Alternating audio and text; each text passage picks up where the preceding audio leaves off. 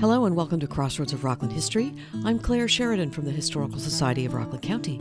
Thank you for tuning in. Today on Crossroads, I'll be speaking with Pearl River librarian and local historian James Cassetta.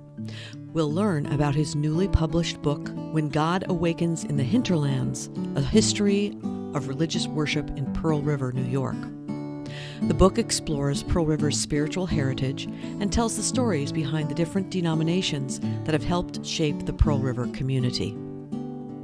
The Historical Society of Rockland County is a nonprofit educational institution and principal repository for original documents and artifacts relating to Rockland County. Its headquarters are a 4-acre site featuring a history museum and the 1832 Jacob Blauvelt House located at 20 Zucker Road in New City, New York. It's listed on the National Register of Historic Places and a designated New York State Path Through History site. Part of our broad and challenging mission is to share the history of Rockland County with the public. Our annual appeal is underway, and I hope you will consider making a tax-deductible contribution. The Historical Society relies on financial support from people just like you. If you're interested in donating or becoming a member of the Society, or learning about volunteer opportunities or our events and programs, please visit our website at rocklandhistory.org. James Cassetta, thank you so much for being here today. Before we begin speaking about your book, just take a moment and tell us a little bit about yourself. For the past 29 years, I've been the local history librarian at the Pearl River Public Library, and I have to say that the board has been very supportive of local history as branding the library. It's very enthusiastic among our patrons. So, they're enjoying it. I'm enjoying doing it, and, it's really great. I grew up in Pearl River. And what I have gleaned is a combination of research and conversation that I used to listen to as a boy when neighbors would talk. And then I started to ask questions, and it just went from there. So you've written several books, including the Images of America book about Pearl River. And what drew you to the topic of religious institutions and the topic of religion in Pearl River?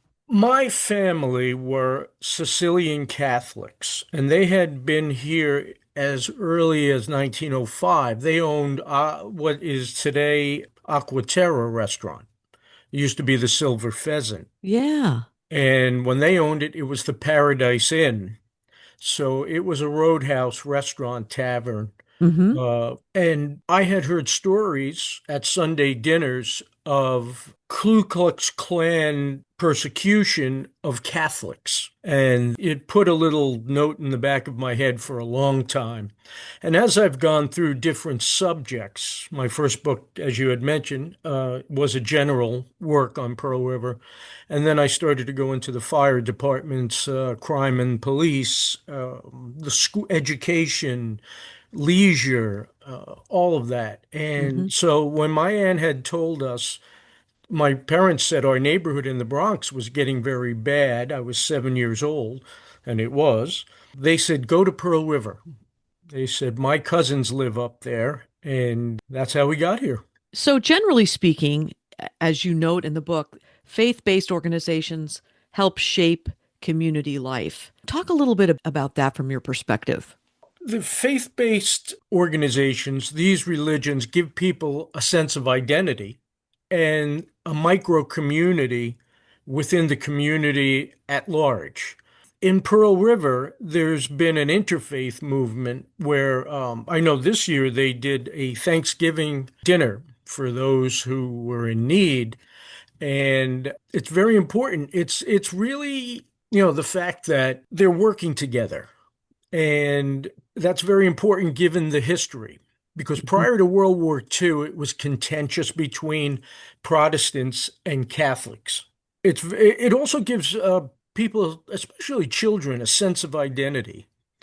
I could remember I was going to go fishing with a friend when we were little boys, and I said, let's go on Sunday. He said, no, I have Sunday school. And I said, what's that? Being a Catholic, we don't go to Sunday school. So we had religious instruction during the week, but Hmm. that's it. So people use it as a touchstone to their identity within the community, Hmm. and it's very important, and for a variety of reasons. So I love the title, When God Awakened in the Hinterlands. In the early days, what we now call Pearl River really was the hinterland, wasn't Ab- it? yes, absolutely. When Julius Bronsdorf gave a public demonstration of his light with Hudson Maxim, they had a dinner at the factory. And the journalists of the Rockland County Journal described their trip to Pearl River. And they said, "We are going to the hinterlands." And, it's like or a veritable wilderness, they used to call it. So, like many places in Rockland in the early days, it was traveling preachers that started off religious life in the area, right? Absolutely. Initially, a lot of folks were Dutch Reformed, and that church was in Tapan. Hmm. So to travel the 5 miles from Pearl River on Middletown Road, where most folks lived, to go to Tapan in 1796 and earlier was arduous to say the least. Rain turned the dirt roads, quote unquote, into a mud soup. You could break an axle or a tire on a wagon. Then loading the entire family up and trying to ford the Hackensack Creek, it was impossible. And when it flooded, it also too, you got, if the weather was bad, you got wet. And in those days, being wet to the bone, you could catch a cold, which could Hmm. become pneumonia, and it could mean your death. Hmm. So the community said, we've got to do something different. We have to do it. So Edward Salyer and Hezekiah Blauvelt, they were selling livestock in New York City, and they sold them at the market pens down by the Battery. And as they walked up to get cider at a tavern, they hit the Liberty Pole, where today there's the big bronze bull. They saw a crowd, and this was on their mind. And Blauvelt had been baptized in New York City as a Baptist, and because he's had enough of the arduous travel to Japan. So they meet the Reverend Daniel Steers, who's giving a fire and brimstone speech at the Liberty Pole. And Blauvelt knew him. He was born in England, Steers, and Hmm. he was a circuit preacher.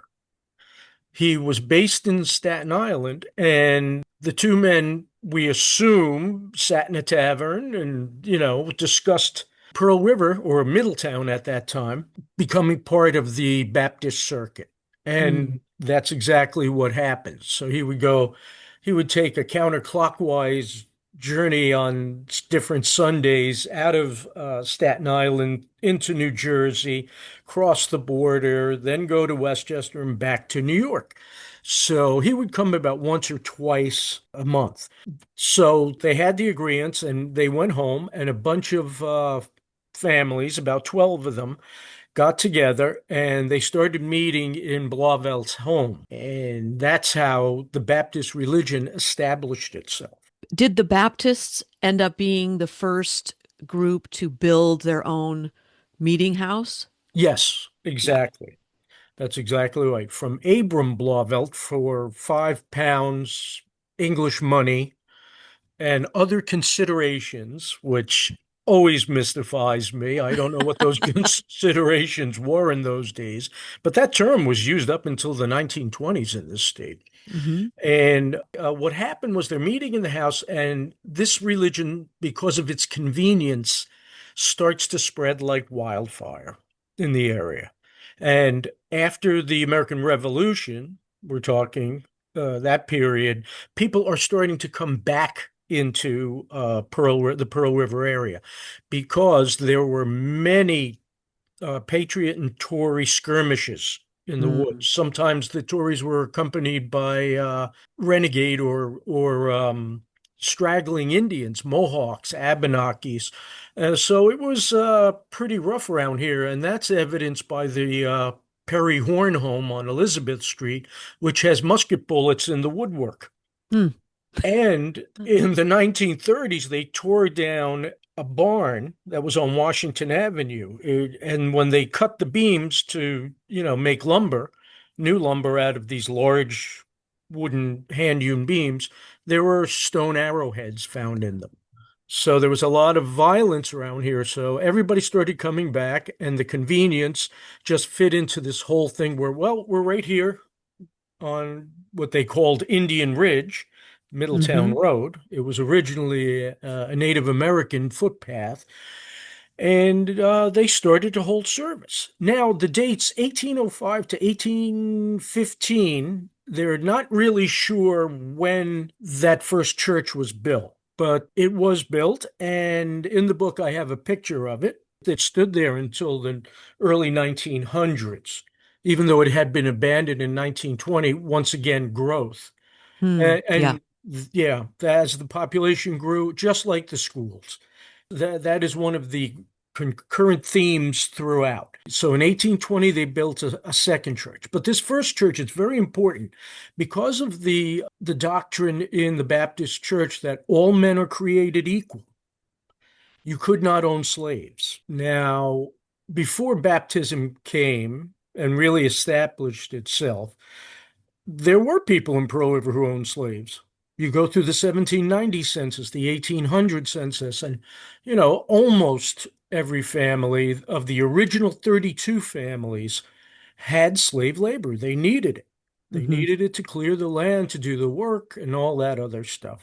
So, yeah, the meeting house was originally further back in the parking lot of ShopRite Liquors and near Zimmy's. Okay. And in 1930, when the county widened the roads, it went right up to their cemetery, which is still there today. And the building itself was eventually torn down. Yeah, that leads me to the point of the abolition movement and the all men are created equal. At least here, that first breakaway of the slave owners and the abolitionists and not being able to come together because it's a tenet of the Baptist faith.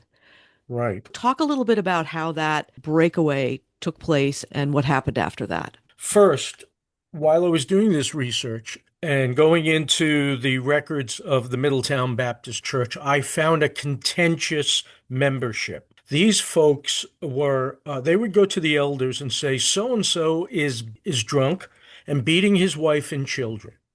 A woman would go to the elders and say, so and so is trying to seduce my husband during meeting by making eyes at him.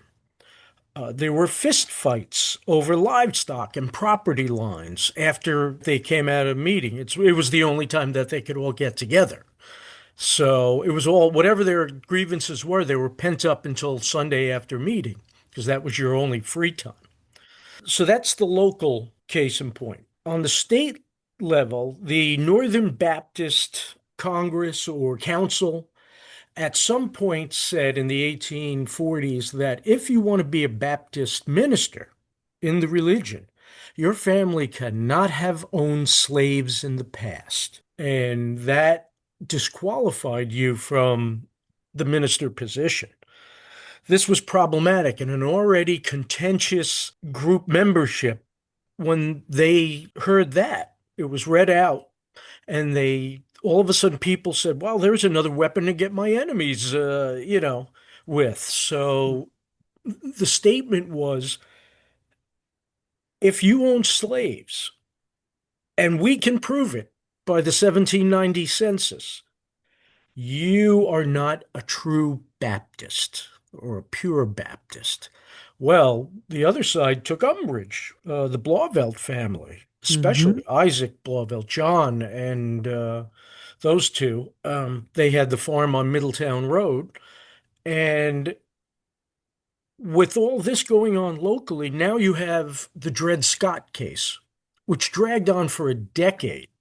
And this was like if today it would be on CNN, all the time Yeah. and, aggravating people. So there was a lot of agitation. And finally, the Southern Baptist Convention, all Baptists in America, come out against slavery. They're pro-abolition. In New York State, in 1827, we had manumission. So a black population builds from 1830 to 1860. They are laborers, basket makers. They work in Gilbert Slipe's cigar factory at the top of Orangeburg Road. And there's all of this, as you know, as the Germans say, the Sturm und Drang going on in the psyche of everyone. When the Baptists come out for abolition, they start attacking one another.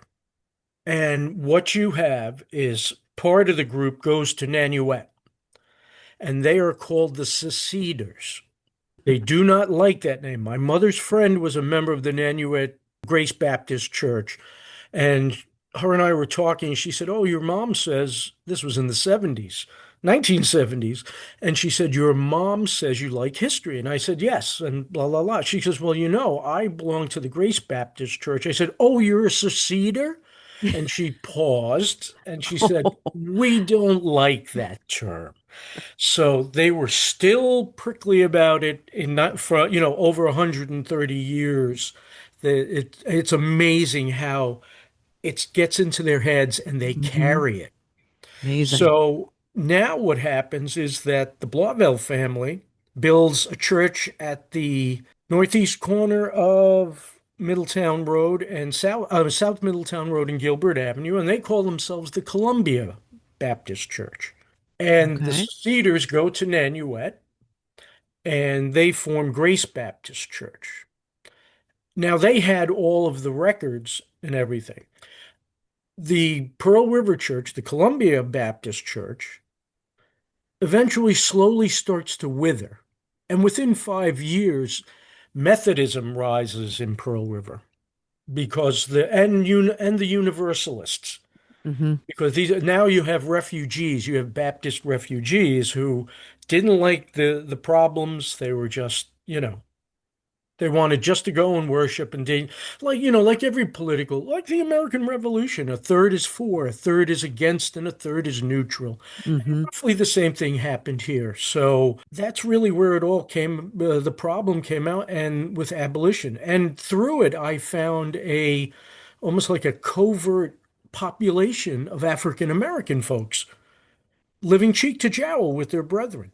As a matter of fact, when I went through records, if you saw a marriage, there would be, let's say, a Polhemus married a Van Houten. Their witnesses were black. The minister would write colored. That was the term they used in those days.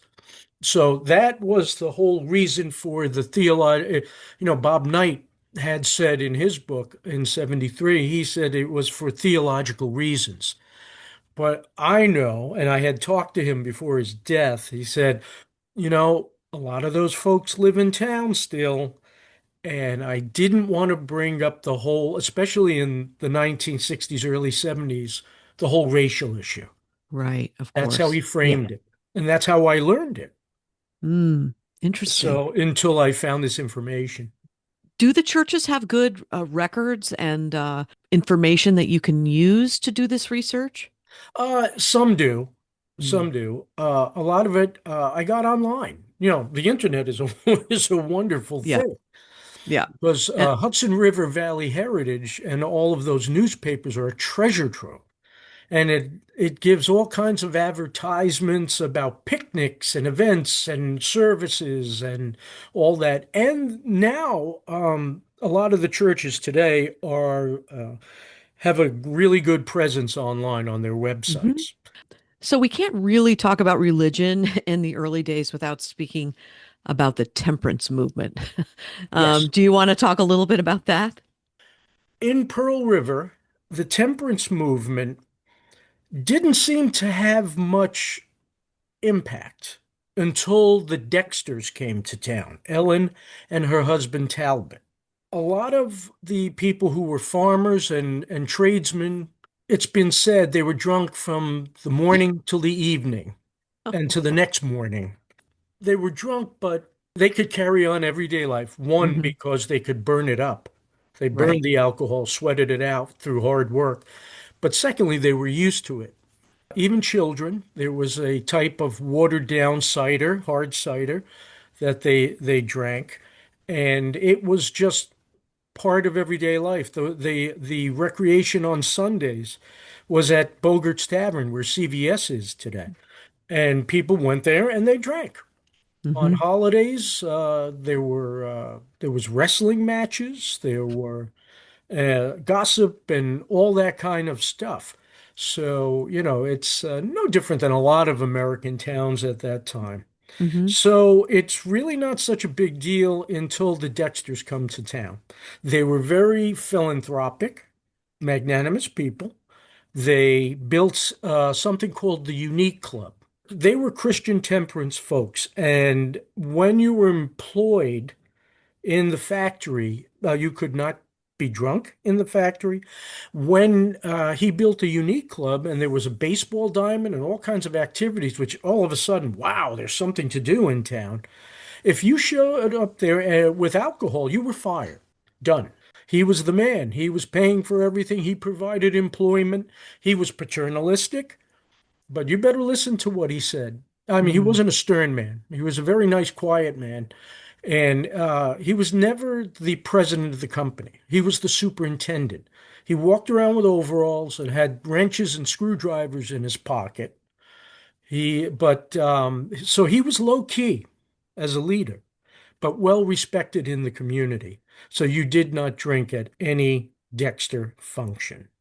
So what we had was a lot of times the women of this group became almost they made the decisions in town. The famous one being to bring the old school number 7 school down the hill uh, into town because there was a mile and a quarter to or a mile and a half to go from where the factory workers were living in Pearl River and their children had to walk to Norrichon and back. Well, European moms were like, no, in Europe, we just went down the street or, right to the outskirt of the village, and that was it. So they got together and said to Mrs. Dexter, and then eventually to Talbot, through the men, we're out of here. We can't work in the factory, and we can't live in Pearl River if there's a school so far away for the small children. And what happened was Dexter, he immediately got into gear and he said, "Okay, we're going to build a school down here. That's what's going to happen." And that's how school number 8 evolved. So you cover many different religions in this book. Did you find anything that surprised you while doing this research? Yes, there was one religion that was so short. It was so part. It was done through mail order. And then they solicited through mail. I believe it was the Assembly of God, if I remember correctly. And the fellow who organized it, for whatever reason, I was never able to find out, was a postman from New Jersey. And he put an advertisement in the paper. And he said, hey, send your interest to this post box and then we'll try to get a church up. But because they were so small, they could never purchase land. During the time, we're talking about after World War II to the 60s, in there was such growth in population that corresponding taxes and land values were going through the roof relatively to that day. Hmm. And that eventually it just fell apart, and that was the end of that. What did you find was the most challenging part of doing the research for this book? The most challenging part for doing the research was the fact that there were so many different areas to pull information from. Your sources were spread all out.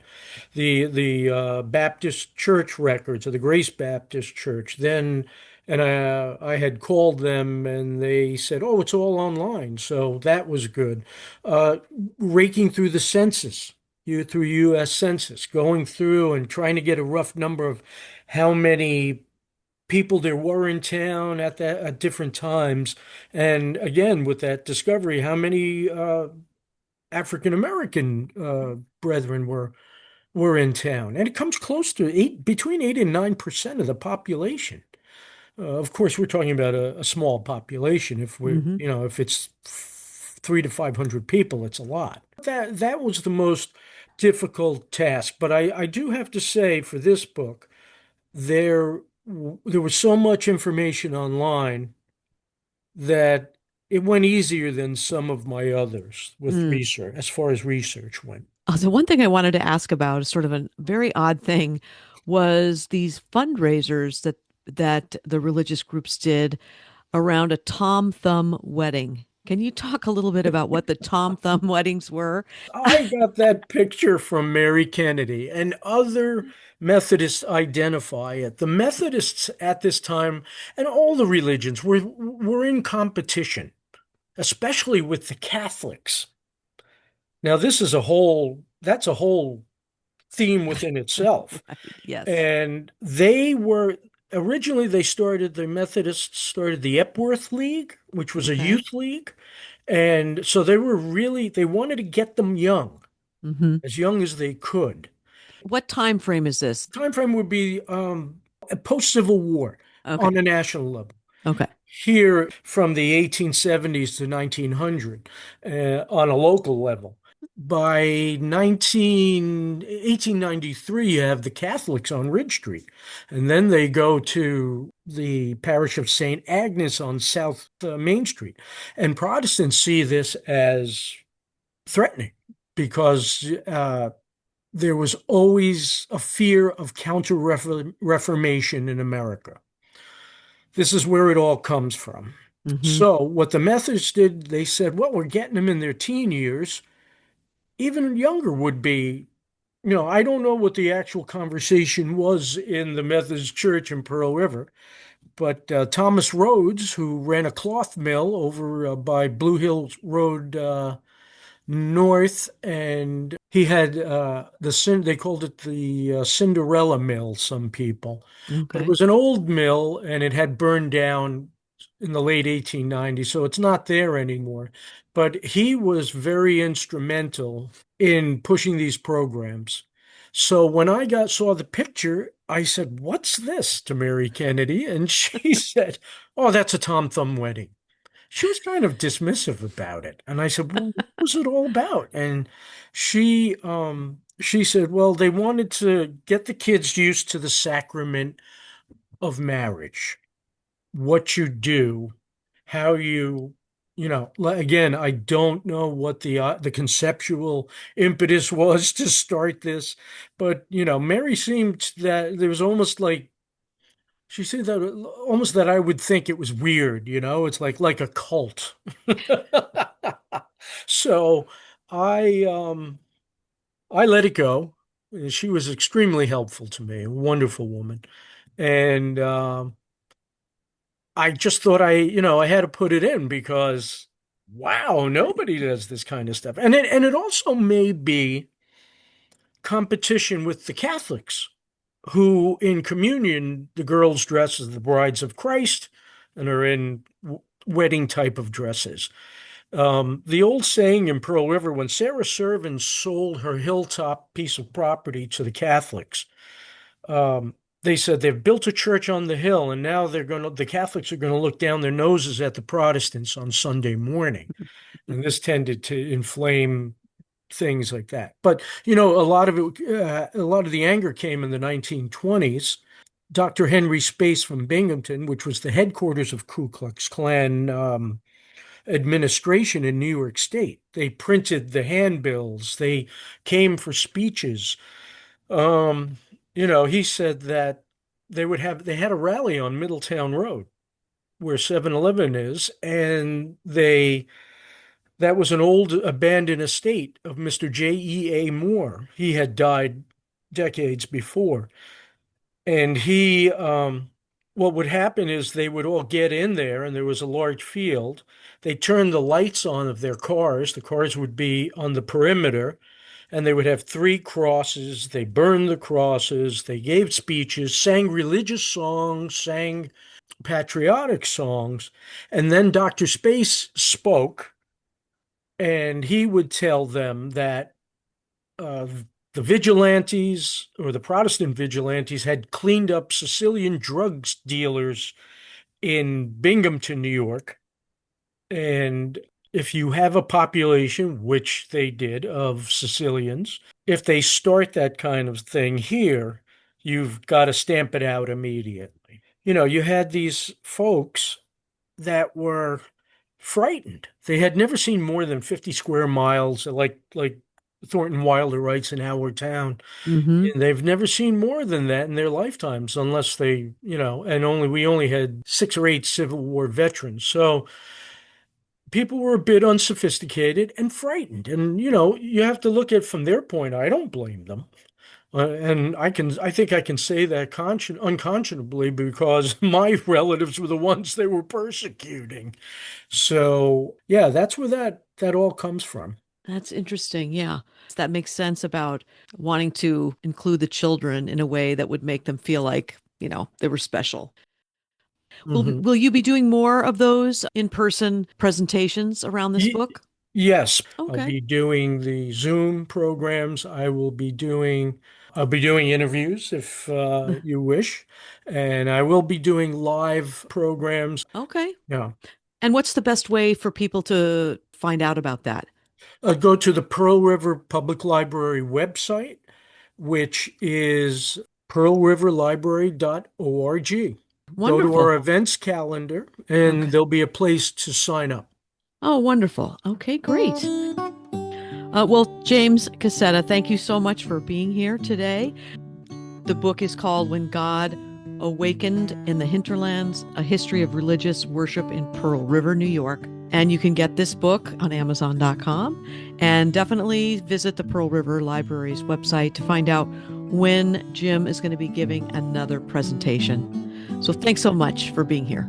You're welcome. Keep in mind that all the information we discussed will be in our show notes and on our website at rocklandhistory.org. I hope you will tune in to the next Crossroads of Rockland History, which will begin streaming on Monday, January 19th at 10 a.m. Check out our website where you can learn all about the events and programs on tap. Our web address is rocklandhistory.org, or you can call the History Center at 845-634-9629. That's rocklandhistory.org or 845-634-9629. Another great way to keep up with us is to follow us on Facebook, Instagram, or Threads. Or you can read our blog on Tumblr. And don't forget that past episodes of Crossroads are archived at rocklandhistory.org as podcasts, and you can also find episodes archived on all major podcast platforms. I'm Clare Sheridan. Thanks for listening to Crossroads of Rockland History.